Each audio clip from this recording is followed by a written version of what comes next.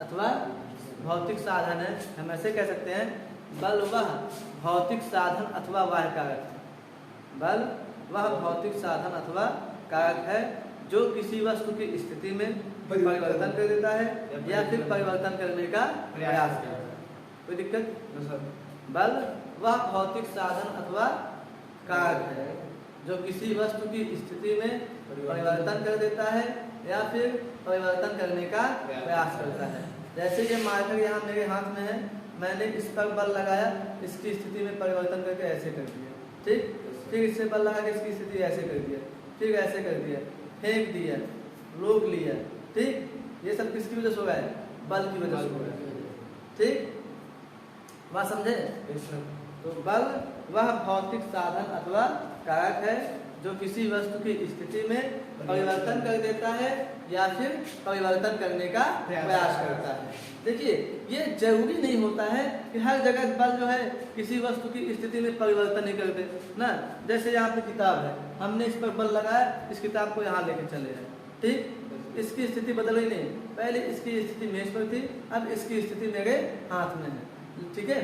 लेकिन कई जगह क्या होता है कि हम बल तो लगाते हैं, बल तो लगाते हैं, लेकिन उसकी स्थिति में कोई परिवर्तन नहीं होता है।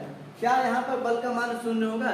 नहीं, क्योंकि आपको ये भी बताया गया है कि बल कभी कभी क्या करता है, किसी वस्तु की स्थिति में परिवर्तन करने का प्रयास करता है।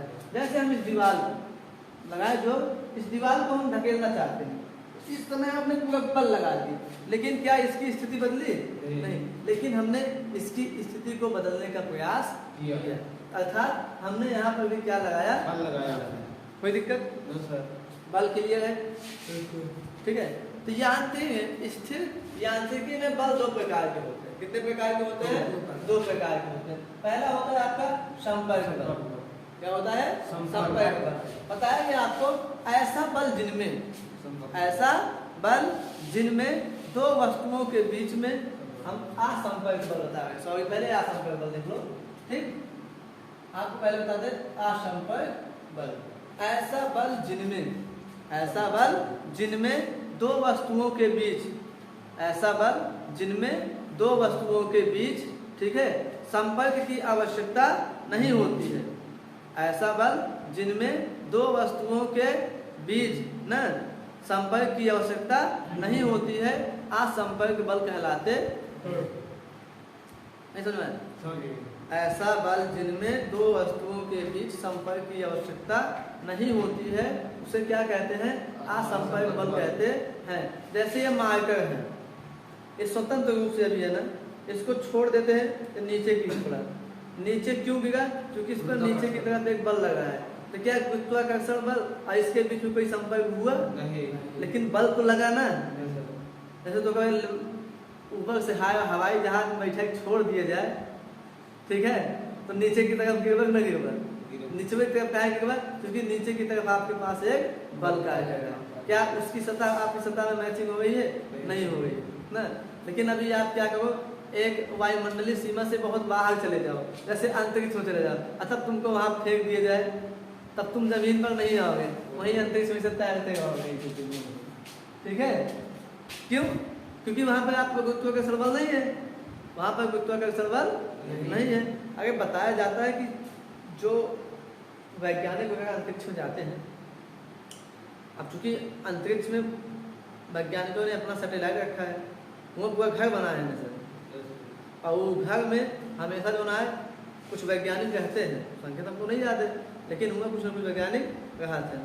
खाना पीना सब यहाँ भेजा जाता है 8 साल से, ठीक है। बताओ तो जब 4-5 साल बाद उसे भाई हमेशा थोड़ा गई नहीं भाई बदलत रहते हैं, जब 5-6 साल बाद वापस आवत है उसे बताओ थे, उसे पृथ्वी उनमें से सब गोदी उठाए लेके आवत है।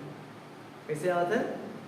उसे चलना है पता नहीं, एकदम से कहते हैं लखवा मारा जा, कहते हैं उनको यहाँ पर सीखने के लिए 2-3 साल फिर टाइम लगता है, दवा होती है, तब जाके वो यहाँ पर चलना फिरना सीख पाते हैं। तो ये होता है, क्योंकि जब आते हैं, क्योंकि वहाँ पर वो लोग चले हैं नहीं, वहाँ वो लोग चलते नहीं, वहाँ तैरते हैं, हाथ गोड़ कुछ ना चलता, अपना ऑटोमेटिक। और जब हाथ गोड़ ना चलता है तो से गोड़ उड़ वो कहते जमीने गोड़ रखे ना है, कहा जाना, ठीक। और वहाँ वो लोग सोते भी नहीं जाता, ऐसे हवा में तैयार करते हैं। अभी क्या हम बिस्तर बिछाएंगे ऐसे लेट जाए, संभव नहीं है, ठीक है, क्योंकि लेटोगे भी तब आप, जब आपको कोई एक बल कार्य करता है। समझ में आया नहीं समझ में? तो असंपर्क बल समझ में आया? ऐसा बल जिनमें दो वस्तुओं के बीच में संपर्क की आवश्यकता नहीं होती है, असंपर्क बल कहलाता है। जैसे आपका है गुरुत्वाकर्षण बल ना, और आपका है दो आवेशों के बीच में वैद्युत बल ना, जब दो आवेश होते हैं तो उनके बीच में कोई बल नहीं होता है, ठीक। जैसे दो चुंबक को जब दूर दूर रखते रहते हैं तो एक दूसरे को खींचते हैं, तो उस समय देखो उनके भी बीच में जो है संपर्क बल नहीं होता। चिपक जाए दूसरा बात है, लेकिन जब तक ना चिपका ना चिपके प्रयास करते हैं, कुछ ना कुछ बल बना तो वो क्या हो जाता है, असंपर्क बल, ठीक। तो असंपर्क बल क्लियर है। अगला आपका है संपर्क बल। क्या है? संपर्क बल। बताया गया कि ऐसा बल जिनमें दो वस्तुओं के बीच में संपर्क की आवश्यकता होती है। जैसे देखो ये मार्कर है, अगर हमें इस मार्कर की स्थिति को बदलना है हमें इसको उठाना पड़ेगा, उठाएंगे हाथ के और मार्कर के बीच में क्या हो जाएगा, संपर्क। क्या बिना संपर्क के इस मार्कर को उठा सकते हैं हम? नहीं उठा सकते ना। तो क्या हो जाएगा आपका, संपर्क बल हो जाएगा, ठीक। तो ऐसा बल जिनमें दो वस्तुओं के बीच में संपर्क की आवश्यकता होती है उसे संपर्क बल कहते हैं। जैसे आपका हो गया घर्षण बल ना, क्या हो गया, घर्षण बल। साइकिल चलाते तो घर्षण होता रहता है, ठीक। तो घर्षण बल हो गया ना, और जितने भी बल है, ठीक। आपको बताया गया कि घर्षण बल जो होता है वो दो प्रकार का होता है। कितने प्रकार का होता है? दो प्रकार का। बलों में बल, घर्षण बल में क्या होता है, दो प्रकार का होता है, ठीक। तो घर्षण बल में सबसे पहला है कि आपका लंब प्रतिक्रिया बल। क्या है? लंब प्रतिक्रिया बल। अब लंब प्रतिक्रिया बल क्या होता है? एक्चुअली में होता क्या है कि सभी जगह घर्षण नहीं होता, सभी जगह घर्षण। क्या हम इस मार्कर को उठाने में घर्षण किए? रगड़े नहीं, उठा लेना, सब लंबवत बल लगा नहीं लगा। कैसा लगा? लंबवत बल लगाना। ये क्या होगा? लंब प्रतिक्रिया बल। हम किसी बाल्टी को उठाते हैं तो लंब प्रतिक्रिया बल, हम किसी वस्तु को उठा के ले जाते हैं तो लंब प्रतिक्रिया बल। लेकिन किसी वस्तु को उठाकर जब चलते हैं पांव द्वारा घर्षण बल। पैर में क्या होता है? घर्षण बल। लेकिन उठा लेते हैं तो लंब प्रतिक्रिया बल। समझ में आया? कोई भी सामान देख लीजिए भाई, लंब ऊपर लंब उठा लो ना तो क्या हो जाएगा? लंब प्रतिक्रिया बल हो जाएगा। समझे? और एग्जाम्पल जैसे किताब को उठाए, लंब प्रतिक्रिया बल। किताब को घसीट के फेंक दिए तो घर्षण बल। किताब को सरका दिए तो घर्षण बल, और किताब को उठा लिए तो लंब प्रतिक्रिया बल। दोनों दिक्कत एकदम क्लियर चलता है बेटा? तो लंब प्रतिक्रिया बल, घर्षण बल समझ आएंगे। तो जब ना दो वस्तुओं के बीच में घर्षण नहीं होता है उनके बीच पाया जाने वाला बल लंब प्रतिक्रिया बल कहलाता है। लेकिन जब दो सतहों के बीच में घर्षण पाया जाए तो उसे क्या कहते हैं? भाई ये पंखा चल रहा है, पंखा चल रहा है तो कुछ ना कुछ बल लग रहा होगा इसमें, तो लेकिन पंखों तो घर्षण चल रहा होगा ना, किसी धुरी पर नाच रहा होगा, तो क्या हो जाएगा आपका? घर्षण बल। क्लियर है ना? क्लियर है ना? बताओ हमारे साथ है, लोटा उठाओ घर्षण बल, लोटा ढंगलाओ नहीं, लोटा उठाओ लंब प्रतिक्रिया बल, लोटा ढंगलाओ घर्षण बल। लोटा और पृथ्वी की क्या हो जाएगा? घर्षण हो जाएगा, ठीक। गेंद लाई के ऐसे नचाई, उंगली नचावत रहा, क्या हो जाए? घर्षण बल। और लोकाई दे तो लंब प्रतिक्रिया बल, ठीक। फिर लोकला तो लंब प्रतिक्रिया बल। क्लियर है ना? तो संपर्क बल कितने प्रकार के होते हैं? दो प्रकार के होते हैं। एक होता है आपका लंब प्रतिक्रिया बल और दूसरा होता है घर्षण बल, ठीक है। अब देखिए यहाँ पर जो बल है, बल एक सदिश राशि है। कैसी राशि है? सदिश राशि। कैसी राशि है? सदिश राशि। सदिश राशि क्या होती है? देखिए वे भौतिक राशि है जिनमें परिमाण और दिशा दोनों होती है, उसे सदिश राशि कहते हैं। आप ऐसे समझिए कि बल है, बल में परिमाण और दिशा दोनों होगा। भाई आप बल लगाओगे तो बिना किसी दिशा थोड़ी लगाओगे। भाई हम मार्कर उठा रहे हैं तो ऊपर की दिशा में उठा रहे हैं ना, मार्कर गिरा रहे हैं तो नीचे की दिशा में गिरा रहे हैं ना, तो बल जब भी लगता है तो दिशा उसके साथ में हो जाती है। कौन ऐसे बल बताओ जब दिशा ना हो। अबे तो दुई लपोटा मार दे तू जाए वहां गिरा, एक दिशा में जाएगी ना, ठीक है। और कार्य कार्य जो है आपका अदिश राशि, तो ये कार्य में दिशा नहीं होती। जैसे बेटा हम आज 1 बीघा खेत जोते काम के, 1 बीघा पता नहीं कहाँ जोते ना, ठीक। लेकिन हम 1 कुंटल गेहूं कतो रखे ही तो का कौनो दिशा में ले जाएगा क्यों ना, ऐसे तो बहाना उठा के गेहूं, ठीक बात समझे। अब जैसे देखिए हम 1 कुंटल गेहूं बल उठा के पहले वहां तक गए, दिशा में गए, फिर वहां से यहाँ तक आए, फिर दिशा में आए, दिशा हुई। लेकिन जो कार्य हमने क्या किया, जीरो हो गया। यहाँ कार्य क्या हो गया भाई, वहां जाके फिर यही चला तो जीरो नहीं हुआ, ठीक। यहाँ कोई दिशा नहीं हुई। आगे चले फिर देखिए आपका राशि समझ में आई। बल कैसी राशि है, सदिश राशि। बल कैसी राशि है, सदिश राशि।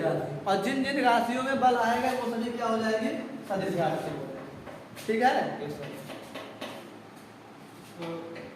आगे देखिए बल के 2 मात्रक है, बल के 2 मात्रक, एक तो है न्यूटन, एक है डाइन। एसआई पद्धति में बल का मात्रक न्यूटन होता है और सीजीएस पद्धति में बल का मात्रक डाइन होता है। न्यूटन में बड़ा उठ जाएगा ना, अगर उसे बना गया हो आज बल न हो ना, सब कर्मकांड विषय में क्या है, तो बल के विषय सबसे पहले क्या बताया है, न्यूटन। न्यूटन एक दिन पेड़ नीचे बैठे हैं, एक के सेब गिरा, और सोचन इस सेब नीचे कहाँ गिरा, ये सोचत सोचत लिख दे नीचे में एक बल लागत बाटे, वो बल का हालात है गुरुत्वाकर्षण। यह बल जो है सब जगह लगता है, ठीक ना। तो बल का मात्रक न्यूटन, बल का मात्रक न्यूटन। सीजीएस पद्धति में इसका मात्रक क्या होता है, डाइन। डाइन माने अक्षर हो, ठीक है। तो बल का मात्रक न्यूटन, सीजीएस पद्धति में मात्रक डाइन। और बल के इन दोनों मात्रक को परम निरपेक्ष मात्रक कहते हैं। क्या कहते हैं, परम निरपेक्ष मात्रक। इसे एब्सोल्यूट यूनिट कहते हैं। क्या कहते हैं, एब्सोल्यूट यूनिट, ठीक है। इसे एब्सोल्यूट यूनिट की कहते हैं क्योंकि इन दोनों मात्रक जो होते हैं ये पृथ्वी त्वरण पर निर्भर नहीं करते। आप जानते हो कि पृथ्वी पर अलग अलग जगह पर अलग अलग पृथ्वी त्वरण का मान होता है। जब पृथ्वी त्वरण का मान अलग अलग होगा तो उन पर लगने वाला बल भी अलग अलग होगा। क्योंकि आप जानते हो F बराबर क्या होता है, यम। F बराबर यम। किसी वस्तु पर लगाया गया बल, किसी वस्तु पर लगाया गया बल उसके द्रव्यमान तथा उसमें उत्पन्न त्वरण के गुणनफल के बराबर होता है। मतलब इस त्वरण डिपेंड करता है कितना बल होता है। तो चूंकि ये परम और निरपेक्ष मात्रक है, कैसे है, परम और निरपेक्ष मात्रक है, इसलिए इनका मान जो है पृथ्वी त्वरण पर निर्भर नहीं करता है। इनका मान पृथ्वी त्वरण पर निर्भर नहीं करता है, इसीलिए निरपेक्ष या एब्सोल्यूट मात्रक कहलाते हैं। और बल का मान हर जगह एक समान होता है, ठीक। बल का मान सभी स्थानों पर एक जगह होता है, कोई दिक्कत। आगे देखिए 1 न्यूटन बराबर क्या होता है, 1 न्यूटन बराबर 1 किलोग्राम मीटर पर सेकंड स्क्वायर।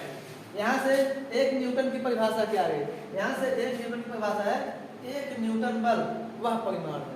पूछता है, बताइए 1 न्यूटन बल को परिभाषित कीजिए, 1 न्यूटन बल को परिभाषित कीजिए, बता दीजिएगा। 1 न्यूटन बल वह परिमाण है जो 1 किलोग्राम वस्तु में 1 किलोग्राम वस्तु में 1 मीटर पर सेकंड स्क्वायर का त्वरण उत्पन्न कर देता है। कोई दिक्कत। 1 न्यूटन वह बल है, 1 न्यूटन वह बल है जो 1 किलोग्राम वस्तु में, जो 1 किलोग्राम वस्तु में क्या करता है, 1 मीटर पर सेकंड स्क्वायर का त्वरण उत्पन्न कर देता है। उसी हिसाब से आपका आ जाता है डाइन। क्या आता है, डाइन। तो 1 डाइन, क्योंकि 1 न्यूटन बराबर 1 डाइन भी होता है, 1 न्यूटन बराबर 1 डाइन भी होता है, या 1 डाइन बराबर, सॉरी यहाँ लिखा दीजिए, 1 डाइन बराबर 1 ग्राम ना सेंटीमीटर पर सेकंड स्क्वायर। तो यहाँ से 1 डाइन की परिभाषा क्या हो जाएगी कि 1 डाइन बल वह परिमाण है, 1 डाइन बल वह परिमाण है जो 1 ग्राम द्रव्यमान की वस्तु में 1 सेंटीमीटर का त्वरण उत्पन्न कर देता है। डाइन और न्यूटन में इतना अंतर है, न्यूटन में जो आपका बल आता है वो किलोग्राम मीटर पर सेकेंड स्क्वायर में आता है, जबकि डाइन में ग्राम सेंटीमीटर सेकेंड में आता है। कोई दिक्कत? तो न्यूटन में किसमें आता है? किलोग्राम मीटर पर सेकेंड स्क्वायर, डाइन में ग्राम सेंटीमीटर पर सेकेंड स्क्वायर। कोई दिक्कत? तो हम यहाँ कह सकते हैं कि 1 न्यूटन बराबर होता है 1 केजी मीटर पर सेकेंड स्क्वायर। 1 केजी में 1000 ग्राम होता है और 1 मीटर में 100 सेंटीमीटर होता है।